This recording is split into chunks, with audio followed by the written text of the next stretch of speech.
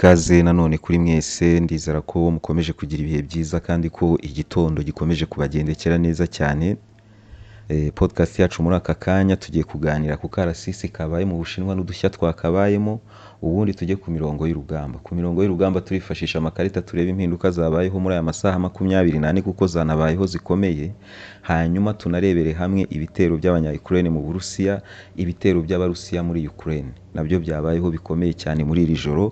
Duhereye ku gakuru twaganiriyeho nijoro, murabyibuka ku munsi w'ejo Leta Zunze Ubumwe za Amerika zatangaje yuko zagabye ibitero ku mato zita ay'abacuruzi b'ibiyobyabwenge. Aya mato bakaba baravugaga ko yavaga muri Venezuela.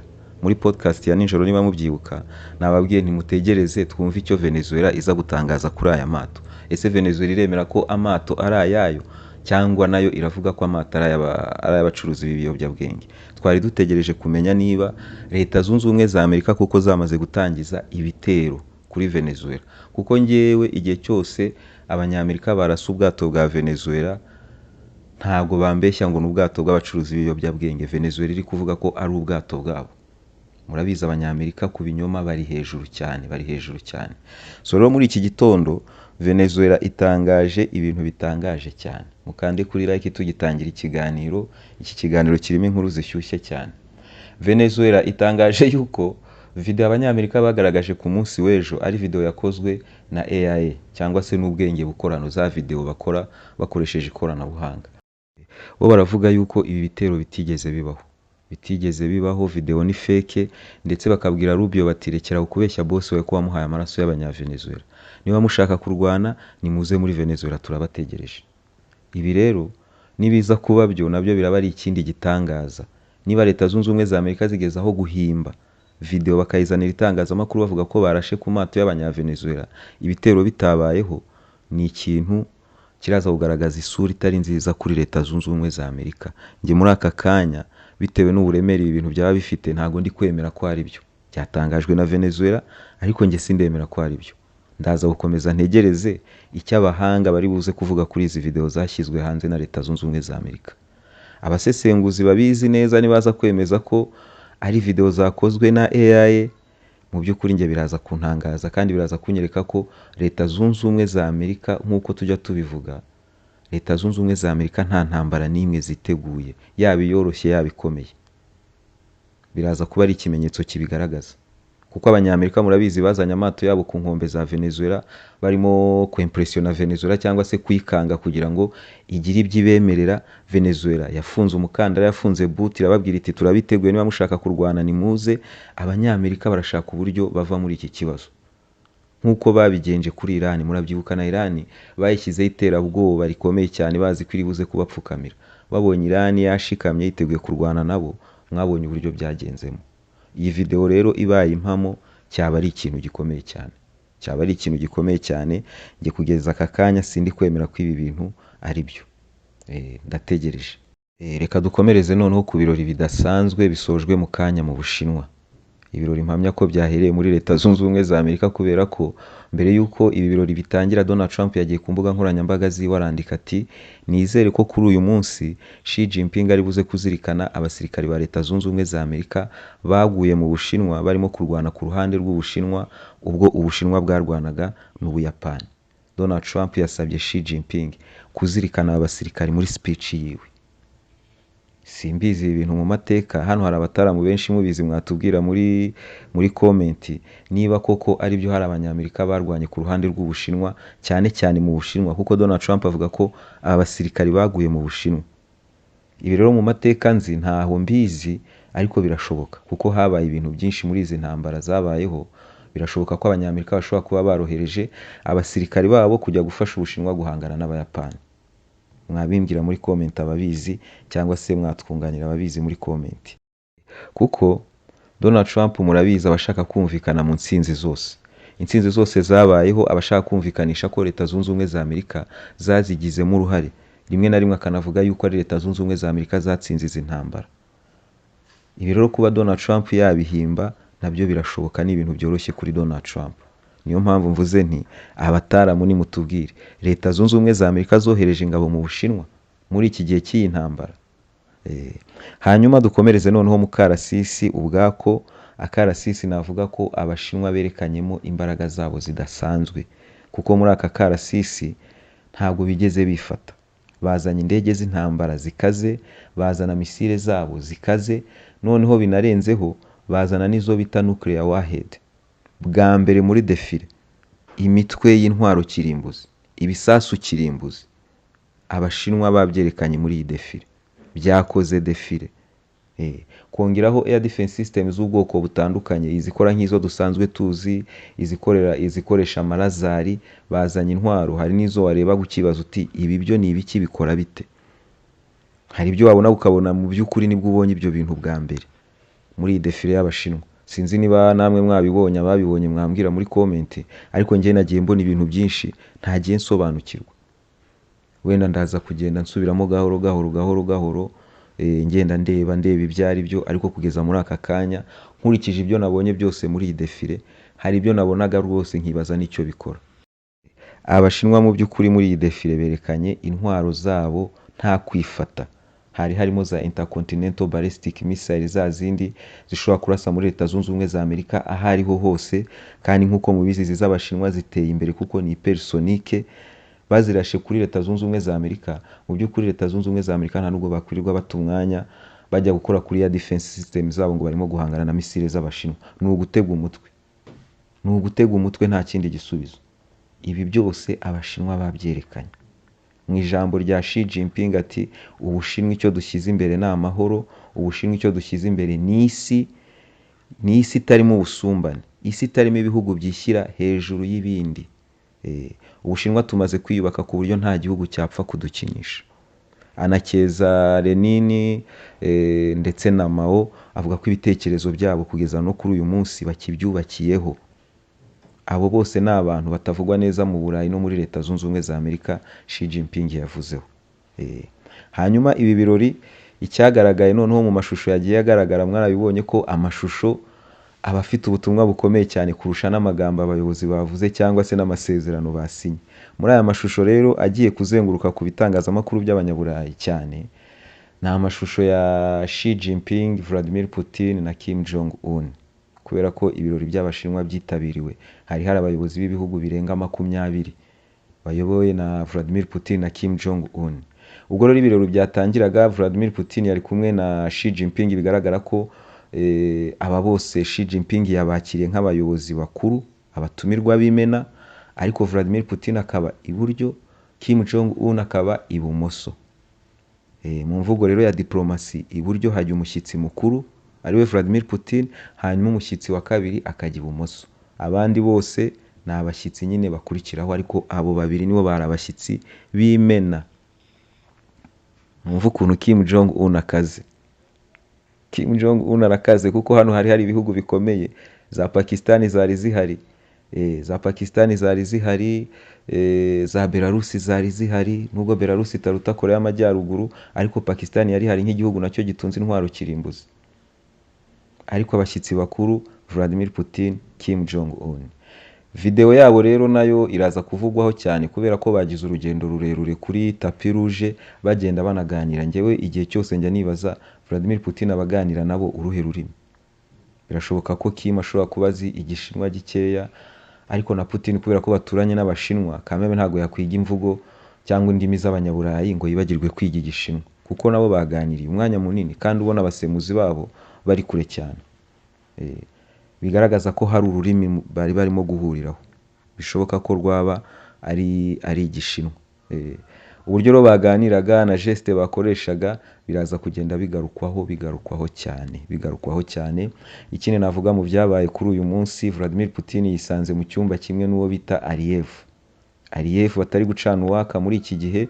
Vladimir Putin akinjira yahise asuhuza abandi bayobozi, barasuhuzanya baranaseka, ariko Vladimir Putin yikomereza ibye asuhuza n'abandi bayobozi, aganira n'abandi. Ariko aka video nako karaza kuzenguruka kuko ni abantu batarimo guhuza muri iki gihe, abantu bibazaga n'uburyo bashobora guhura. Gusa mwibuke mu cyumweru gishize Ushakov yari yatangaje ko hari timu y'abanya Azerbaijan n'Abarusiya barimo kugerageza kuganira ku bibazo byabo, ariko ibibazo byabo birakomeye kuko Azerbaijan yamaze kujya ku ruhande rwa Ukraine.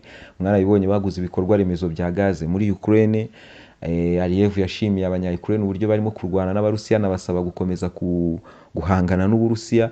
Ntabwo umubano umeze neza muri iki gihe hagati y'ibi bihugu byombi. Ariko Vladimir Putin nk'umuntu rwose njye navuga ko afite discipline yo ku rwego rwo hejuru, kuko ari nk'abanyaburayi iyo mufitanye ikibazo, icya mbere ngo baguhimisha, igihano cya mbere baguha ngo ni ukwanga kugusuhuza, ukagira ngo iyo bagusuhuje haba harimo zahabu bagusigira mu ntoki. Vladimir Putin yamusuhuje, baranaseka, asuhuza n'abandi bari bari aho ngaho muri icyo cyumba. Ibi ni ibirori byabaye agatangaza cyane, kubera ko ibyo byose mbabwira byari biri aho ngaho Xi Jinping yabizengurutse ku giti cye, ari mu modoka nka kumwe baba generali b'Abarusiya nabo bayobora za defile bari mu modoka, mwarabibonye mu Burusiya biyoborwa na minisitiri w'ingabo. Mu Bushinwa rero ho ni perezida w'igihugu ubikora, niwe uzenguruka mu ngabo ze agenda avuga ya magambo, bamusubiza. Aka karasisi kakaba kari kitabiriwe n'ibindi ibihugu by'inshuti z'Ubushinwa, harimo Abarusiya, sindamenya ibindi bihugu byitabiriye, ariko bavuze ko hari ibindi bihugu nabyo byitabiriye aka karasisi. Mu karasisi murabyumva, na karasisi kabaye mu gicuku, ntabwo nabashije gukurikirana kose live muri aka kanya, maze kureba ama highlight. Niyo mpamvu nababwiye n'intwaro z'Abashinwa inyinshi nazibonye, sinazisobanukirwa, ubu ngiye kubisubiramo gahoro gahoro ngende mbireba. Nk'uko mubizi rero, ibi ni ibirori bitajya bitinda, kuko ntabwo bibamo protokole nyinshi, amajambo menshi, oya. Ni ibirori bibamo akarasisi, igihugu kikagaragaza imbaraga zacyo, ubundi perezida akavuga ijambo rito, akajya kwakira abatumirwa aho yateguye kubakirira. N'aha ngaha niko byagenze. Xi Jinping yazengurutse mu ngabo ze n'intwaro ze, amaze gukora ibi ngibi avuga ijambo rye rito yari yateguye, ubundi ibirori birasozwa. Nk'uko rero twabivuze, ni ibirori byabayemo udushya twinshi, muragenda munabibona mu mafoto. Murabona uwitwa Lukashenko yahuye na Kim Jong Un, bahuza urugwiro, ibintu Lukashenko ashimira cyane Vladimir Putin. Murabyibuka ku munsi w'ejo twabivuzeho, Lukashenko yashimiye Vladimir Putin wamuzanye mu muryango wa SCO, wamuzanye aho ahurira n'abandi bayobozi. Ibi ni ibyo akesha Vladimir Putin.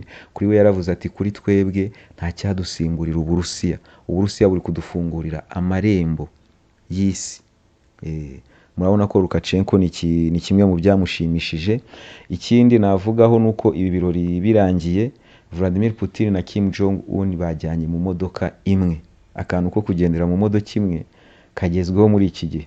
Vladimir Putin yagenze mu modoka imwe na Donald Trump, ubushize yari mu modoka imwe na Modi, kuri uyu munsi yari mu modoka imwe na Kim Jong Un. Nyuma yo gusoza ibirori bagiye mu modoka imwe, bagenda baganira ku byabo, kuko n'ubundi bari bagiye kugirana ibiganiro. Mu biganiro bagiranye, Vladimir Putin yashimiye cyane Kim Jong Un uburyo ingabo ziwe zitwaye muri Kursk, avuga ko Uburusiya butazigera bwibagirwa ubwitange bw'Abanyakoreya, ni umwenda Abanyakoreya bahaye Abarusiya. Kim Jong Un nawe avuga yuko ashimira cyane umubano bafitanye n'Uburusiya, uburyo Uburusiya bwagiye bubarwanaho no mu ntambara zatambutse bagiye bagira, ndetse anasezeranya ko umufatanye bwabo bugiye kurushaho gukomera. Akantu ko kugenda mu modoka kanyibukije ikintu gikomeye cyane. Muri uku kwezi kumwe cyangwa se muri aya mezi abiri, Vladimir Putin ahuye n'abantu bakomeye bose ku isi, udakuyemo n'umwe. Hasigaye ndetse Vladimir Putin yahuye na Donald Trump, Vladimir Putin yahuye na Modi, Vladimir Putin ahuye na Xi Jinping. Ukomeye usigaye ninde? Yahuye na Kim Jong Un, yahuye na Erdogan, yahuye n'abandi batandukanye, ariko abakomeye bayoboye isi nabo ngabo: Donald Trump, Modi, Xi Jinping. Uwo muntu mwarangiza mukavuga muti ari mu kato. Niba ari amafoto Vladimir Putin yashakaga muri aya mezi abiri, abonye amafoto n'Abanyaburayi batatekerezagaho. Niba ari amafoto yashakaga, ndizera ko alubumu yiwe imaze kuzura. Ahangaha kandi Vladimir Putin yagiranye ibiganiro na Erdogan. Erdogan akaba yavuze ati, nkurikije ibiganiro nagiranye na Vladimir Putin, biragaragara ko yaba Ukraine yaba Uburusiya ntago bari tayari kwinjira mu biganiro, ntago baraba tayari kuba bahura. Murabizi ibingibi Abanyaburayi bari barimo kubishyushya cyane, na Zelensky yahamagaye Erdogan amusaba ko yazakira ibiganiro bizabahuza na Vladimir Putin.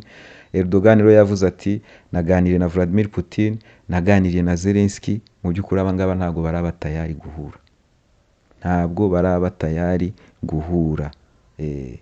Ni mu gihe ku rundi ruhande ku mirongo y'urugamba ibintu birakomeye cyane. Ubu ni naho tugeze, ndagira ngo mbere ku buryo ibintu bikomeje gukomerana ingabo za Ukraine.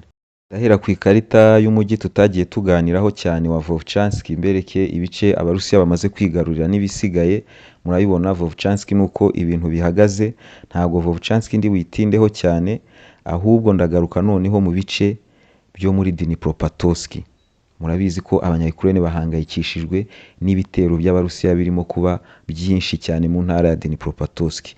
Ubushize twarebye agace bita Novopavlivka ndetse n'akandi ka village kari munsi yaho cyitwa Ivanivka. Ibi bice tumaze kubirebaho inshuro nyinshi, ku buryo abakurikirana uburyo ibintu bihinduka ku rugamba ndahamya ko murimo kubireba. Murabona ko abarusiya bamaze kwagura ibice bafite muri iyi zone, na za contre-attaque z'abanya-Ukraine z'ubururu zagaragaraga muri ibi bice zose zamaze kuvamo. Agace ka Novopavlivka abarusiya tayari umuntu yavuga ko bamaze kukageraho, ntabwo baragakandagiramo yego, ariko ubu ngubu barimo kukarasaho bakoresheje za FAB, bakoresheje drone za fibre optique. Ubu drone zabo zigera muri range ya hafi zirimo kugaba ibitero muri Novopavlivka, mu gihe aka ka village kari hepfo yaho kitwa Ivanivka ko murabibona ko abarusiya bamaze kukinjiramo muri Dnipropetrovsk. Uyu mujyi wa Novopavlivka numara gufatwa, ni umwe mu mijyi minini cyangwa se mu mavirage manini ari ahangaha abarusiya bagomba gukuramo, noneho imbere yabo hagasigara ikintu kimeze nk'aho ari igisambu kitarimo ikintu. Mwarabibonye ku makarita tumaze igihe tureba, Dnipropetrovsk ibice binini byayo ntabwo bituwe, ni imirima, ni ibibaya. Abarusiya nibarenga utu dusantre tunini twegereye Donetsk bizaba birangiye. Dnipropetrovsk abanya-Ukraine guhagarika ingabo z'Uburusiya bizabagora cyane, kandi nabo ubwabo barabyivugira. Hanyuma indi karita nshaka kubereka noneho ni ikarita ya Kupiansk. Kupiansk murabibona ko ingabo z'Uburusiya noneho zamaze gukandagiza ibirenge byazo mu muhanda usohoka muri Kupiansk. Umuntu akaba yavuga ko situation iri kugenda iba catastrophique ku ngabo za Ukraine.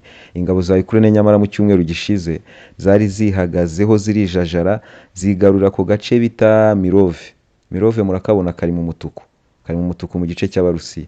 Mu cyumweru gishize kari gasa ubururu, hari harimo contre-attaque y'abanya-Ukraine. None dore babasunitse baraharenga, baraza bagera ku muhanda usohoka muri Kupiansk. Abarusiya bahakandagije ibirenge. Iyi ni situation mbi cyane ku gisirikari cya Ukraine kiri kurwanira ahangaha. Hanyuma noneho turakomereza ku ikarita noneho ya Pokrovsk. Pokrovsk ni muyireba ukunguku murabona ko nta mpinduka zikomeye zirimo kugaragara, ariko murabibona nanone ko abanya-Ukraine nta na hamwe bigeze bashobora gutsimbura abarusiya. Nimureba mu byerekezo bya Drobopilie murabona ko ka karongo k'umuhondo kazamuka kava muri Kolodiaze kajya ku muhanda usohoka Drobopilie ujya Kramatorsk n'ubundi karacyahari. Ntabwo abanya-Ukraine barashobora gusubiza inyuma abarusiya. Ako ngako rero ni ikibazo gikomeye cyane, kuko mu masaha ari imbere bijyanye n'umubare w'abasirikari General Siski yohereje ahangaha karaza kugenda kaguka. Abarusiya barashaka gufata Drobopilie mbere yo gufata Pokrovsk, intambara itazoroha cyane.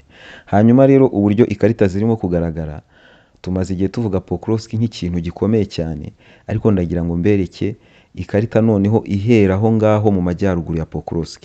Ikarita ihera aho ngaho za Rasinyari ikabereka iganisha za Konstantinivka, Kramatorsk na Sloviansk. Mubirebe noneho mu buryo bwagutse murabibona ko imijyi yose yamaze kuzengurukwa, kandi noneho Pokrovsk ni akantu gato. Muri ibyo byose Pokrovsk ni akantu gato. Murabibona ahangaha umujyi wa Konstantinivka, umujyi wa Druzivka, umujyi wa Kramatorsk, umujyi wa Sloviansk, ruguru hakabayo umujyi wa Limani n'umujyi wa Izium. Iyo mijyi ni mureba iyo offensive iri guturuka za Pokrovsk, murabibona ko irimo gushaka guhura na babandi bari guturuka Kupiansk ruguru. Buriya hari imirongo myinshi izaturuka ahangaha muri iki gice cyinjira muri Kharkiv. Hari abazanyura ruguru ya Limani, hari n'abazanyura inyuma ya Izium. Nkurikije uko ndi kubibona, abaturuka muri Kharkiv bazanyura inyuma ya Izium, abaturuka hafi aho ngaho bace inyuma ya Limani. Inyuma ya Izium iyo urebye neza ukareba ku makarita mu buryo bwagutse, ureba imirongo yose y'urugamba uko ihagaze, ubona neza ko ingabo z'Uburusiya nizimara gufata Kupiansk nta kindi cyerekezo, zizagenda zimanuka zigenda zica inyuma ya Izium, kuko Izium murabyibuka ko iri inyuma gatoya ya Limani. Abazaturuka ruguru cyane rero nibo bazayica inyuma. Nk'uko bigaragara rero urugamba rurakomeye cyane, ukaba wakwibaza uti General Siski aratarataza kugeza ryari? Ibisubizo arabivana he? Ku rugamba Vladimir Putin yahisemo kurukomeza, kuko niba Abarusiya bahisemo kugabanya brigade muri Sumi bakazizana ahangaha muri Pokrovsk, bisobanuye ikintu kimwe. Bisobanuye ko abanya-Ukraine bashoboye guhagarika Abarusiya muri Sumi. Abarusiya bari barohereje ingabo muri Sumi bazi yuko hari weakness ku gice cy'abanya-Ukraine bagiye gufatiraho bakabasunika. Abanya-Ukraine babashije kubahagarika. Ingabo bari boherejeyo zari zitegereje kubona inzira ahangaha muri Sumi, barabibonye ko birakomeye, bazigaruye hehe? Muri Donetsk, kuza kurangizanya na Donetsk, kuko imijyi yose muri Donetsk iri muri position mbi cyane. Usibye iyo mijyi ikiri ruguru iyo ngiyo za Sloviansk bagifite ubwinyagamburiro kandi nabwo budahagije, ariko iyi mijyi iri mu bibazo bikomeye cyane.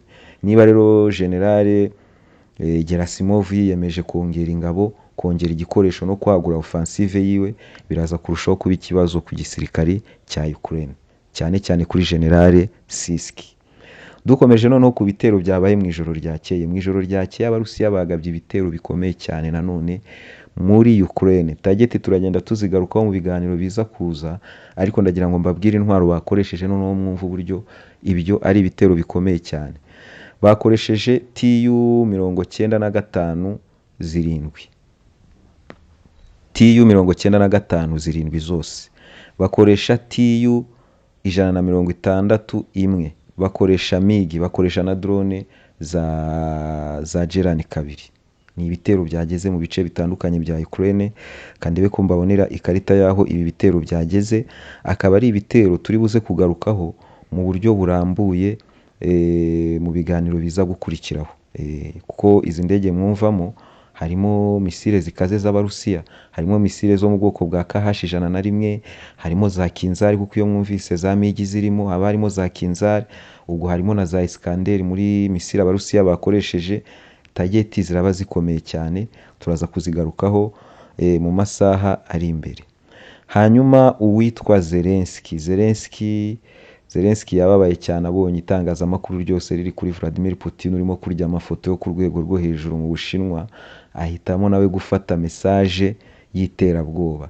Yavuze ati turi kubona Uburusiya bwaguye ibitero byabwo kuri Ukraine, turi kubona Uburusiya burimo kongera ingabo mu bice bimwe na bimwe by'intambara. Ukraine yiteguye gusubiza, arateguza ibitero bikomeye cyane aha mu Burusiya n'ubundi abanya-Ukraine nabo bagabye ibitero, kuko hano Minisiteri y'Ingabo z'Uburusiya iravuga yuko yahanuye drone 105 za Ukraine, 25 muri Rostov nabonye hari naho abanya-Ukraine bahitinze target. Ntago birasobanuka neza, nabonye barimo kuvuga ko nta bantu baguye muri ibyo bitero, ariko icyo barashe niki turaza kubimenya mu masaha ari imbere. Bohereje rero drone 25 muri Rostov, 24 muri Bryansk, 20 muri Krasnodar, 15 mu Nyanja y'Umukara, ubwo ni za drone zigendera mu mazi, 10 muri Kaluga, 8 muri Crimea, 2 muri Azov, mu Nyanja ya Azov, nazo ni za drone zo mu mazi. Hanyuma imwe yoherezwa muri Smolensk. Minisiteri y'Ingabo z'Uburusiya ikaba ivuga ko izi drone zose babashije kuzihanura. Hanyuma tuvuye ku bitero by'abanya-Ukraine nabyo turi buze kugarukaho, nituza kumenya target barasheho, turaza kubigarukaho. Dukomereza ahubwo noneho ku bisubizo birimo gushakishwa by'iyi ntambara ya Ukraine. Murabizi ko ikibazo kimwe mu bibazo bikomeye cyane ni garanti zigomba guhabwa Ukraine, kuko izi garanti n'Abarusiya bemera ko Ukraine igomba guhabwa garanti, ariko nabo bakeneye garanti. Abanya-Ukraine bagomba guhabwa garanti, n'Abarusiya bagahabwa garanti. Izi garanti rero zikomeje gushakishwa. Zelensky we aganira n'ikinyamakuru bita The New York Times yavuze ati rwose garanti yose tugomba guhabwa niba kwinjira muri NATO bidashoboka igomba gushingira ku gisirikare cya Ukraine. Murumva ko ni move Zelensky ari gukora yo gutabara igisirikare cya Ukraine, yo kuhangana na cya kindi abarusiya barimo gusaba bita demilitarization, kugabanya ingano y'igisirikare cya Ukraine.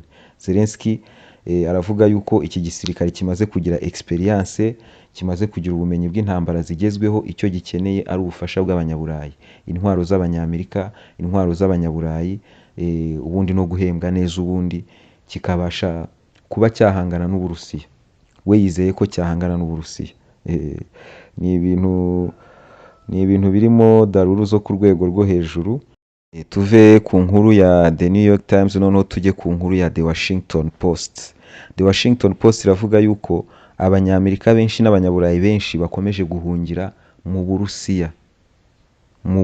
The Washington Post iravuga yuko abadage cyane cyane n'abanyamerika ku kwezi abagera ku 150 basaba visa zo guhungira mu Burusiya. Ushobora kwibaza uti barimo guhunga iki? Aba nagiye mbona amadocumentary atandukanye bagiye babakoraho aho batuye mu Burusiya, bamaze kugerayo abenshi bavuga ko bahunganye n'imiryango yabo kubera ko badashaka kurerera abana mu mico iri mu Burayi no muri Leta Zunze Ubumwe za Amerika. Mwarabibonye movie zose ziri gusohoka muri iki gihe, ni ibintu bikomeye cyane kuba wabona movie itarimo iyo mico mishyashya barimo gushaka kutwigisha, ubutinganyi, abatransi, ibyo bintu byose birimo kuza uzabisanga mu movie mashyashya arimo gusohoka, uzabisanga ku mateleviziyo atandukanye no mu Burayi no muri Leta Zunze Ubumwe za Amerika ho biri gufata urundi rwego. Mwabonye video ya Emmanuel Macron yagiye gusura abana bo muri Gardienne, arimo kubigisha uburyo ubutinganyi ari ikintu gisanzwe. Ni ibintu ngewe byanteye ubwoba ku rwego rukomeye cyane. N'abafaransa by the way nabo barimo guhunga. Mu barimo guhunga bavugwa cyane ni Abadage, Abafaransa n'Abanyamerika. Barahunga rero izo televiziyo n'ibyo bintu abana bigishwa mu mashuri, ugasanga na perezida w'igihugu yaje mu kigo cy'ishuri kwigisha ibyo bintu. Financial Time iravuga yuko benshi barimo guhunga, ni ibintu bimaze igihe. Hanyuma hano ngiye kubashyiriramo agakarita karibuze kubereka uburyo ibihugu by'abanyaburayi bihagaze mu bukungu ugendeye ku cyo bita pouvoir d'achat, cyangwa se ubushobozi bw'umuturage bwo kugura. Murabyibuka ko twabiganiriyeho nijoro. Nyuma yuko abanyaburayi bongeye kuzamura ikintu kivuga yuko ubukungu bw'Uburusiya burimo guhirima, nguko uko bihagaze mu Burayi. Murabibona ko Uburusiya buri hejuru cyane y'ibihugu byose by'abanyaburayi. Iyi daruru rero sinzi ahantu barimo kuyivana. Ibi ntabwo ndi bubitindeho, ndabisigamo namwe mugende mwirebera. Ushobora no gukanda pause ugasoma ukareba uburyo ibihugu bisumbana. Ukibaza ku Bufaransa burimo kuvuga buri aho ngaho, ukibaza ku Bwongereza butinyuka bukavuga buri aho ngaho, byibura Ubudage burakanyakanya muri ibi bihugu by'abanyaburayi. Ariko ibindi byose murabona ko biri hasi cyane ya Vladimir Putin byafatiye ibihano ibihumbi n'ibihumbi. Hanyuma hano dukomereze ku witwa Lavrov yavuze ati iyi ntambara ya Ukraine izarangira igihe cyose abanyaburayi bazumva neza ko bagomba kugendera kuri realite zibiri kuba muri iyi ntambara, bakava muri daruru. Ibyo ni nkaho ari byo yashatse kuvuga Lavrov. Ibyo nibyo twaganira muri aka kanya. Twongere tuganire mu kanya kari buze tuganira kuri izi tageti zarashweho mu Burusiya n'izarashweho muri Ukraine. Murabizi ko Vladimir Putin mu kiganiro yagiranye na Fico yasezeranyije ko bagiye gukora ibishoboka byose petrole na gaze bya Ukraine bakabishyira hasi, ku buryo Ukraine yongera kumva agaciro cy'ibikorwa remezo bijyanye na petrole na gaze. Kuko Zelensky mu gihe gitambutse yari arimo kwifotoreza cyane ku nkombo z'Abarusiya, bamubwira bati rwose ibyo bintu ntabwo byemewe, akaza arimo gutukana. Ariko nyuma yuko atukanye na Viktor Orban na Fico, kuri uyu munsi Zelensky araza guhura na Fico, barahurira muri Lithuania. Ariko ntabwo Zelensky akiri kurasa kuri izi nkombo za Druzhba. Kubera iki? Kubera ko na Union Européenne yatangaje ko ibi ngibi barimo gukora ari ukurenga ku mategeko mpuzamahanga, kubera ko izi nkombo za Druzhba ziri mu bigize umutekano mu by'ingufu hano mu Burayi. Abanya-Hongria, Abanya-Slovakia nibabura iyi petrole yavaga mu Burusiya baraza kwishakira ahandi, kandi biraza guhungabanya amasoko ya petrole na gaze mu Burayi. Ni ibintu abanyaburayi bumvikanyeho, ariko Zezenga karenga akajya kuzirasa. Twongere duhure mu kanya. Amahoro.